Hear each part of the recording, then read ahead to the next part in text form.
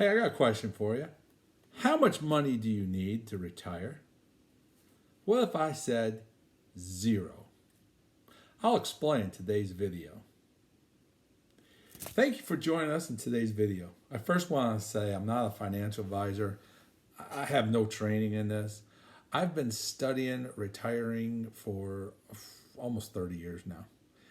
I officially retired at 55, and just it's always been a hobby of mine, and I've studied a ton about it. So let's really get into this. I get asked this all the time. Since you retired, how much money did you have, or how much money did you know you needed to retire? And I pretty much have always explained it real simple. I said, first you need to have a plan. I said, you need to know what retirement is for you, and what are you going to do in retirement? Are you going to golf every day? You going to want to travel? You want to go to Disney World for a month? You going to eat out every day? You really got to know what retirement is to you, and what you want, and what's it going to cost. So I really sit down and say, hey, if you know all these things, then you need to know what is your cost of living. Do you have a house payment? Do you have a car payment? Are you planning on keeping these when you go into retirement? What's your plan with all that? And then you got to figure out, and you really got to be honest and truthful to yourself. How much does it cost for gas, and what's your car insurance, and if you have a house and you're a HOA, how much your HOA fees? You're gonna have to have some maintenance, money for maintenance, and clothes on your back, and all these little things you got to add up to know exactly what your cost of living is. And it's funny, once you find that magic number, all the puzzle pieces start coming together, and it really becomes a basic, simple mathematical problem. And the best thing I can do is just tell you, take your time and lay it out and figure this out. I have a real great example. A friend of mine wanted to retire, but he says he don't have enough money. I had no idea how much money he had. I didn't know anything really about him. But he says, I don't have enough money, so I keep working.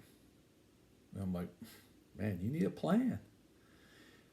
So I told him what my suggestion was, and he said he would do it, and he laid it all out, and he said, I got about $3,000 a month cost of living. He says, my house, I've been living in the same house, my mother owned it, and he says, kind of inherited it. He says, so it's been paid for. I've been driving my vehicle. He says, just keep going. He goes, what I'd really like to do is I'd like to travel. He said, I'd like to travel. When I retire, to me, is just traveling the world and just seeing different things. I said, okay. So he come back and he says, I added $1,000. That's $12,000 a year for travel expenses. He says, maybe it's one big trip. Maybe it's, 3 small trips. He says, but I feel very, very comfortable with that. I started doing the math. I says, you have basically about a $4,000 cost of living a month. So what we need now is to find income for the $4,000. Big difference, income versus money. So I'll explain. Think of a tree. If you have a tree, that's money. Okay? But if you had an apple tree in your backyard and you were able to pluck apples off of that tree, that's called passive income. That's income. That's just, you got these apples that you can eat and do what you want to do with, but you never touched the tree. You plucked it off the tree, and all of a sudden, they grew right back, and you just kept plucking off the tree. So you really didn't need money. You just had income. And this was the point that really got me and got him crazy when we started talking about this.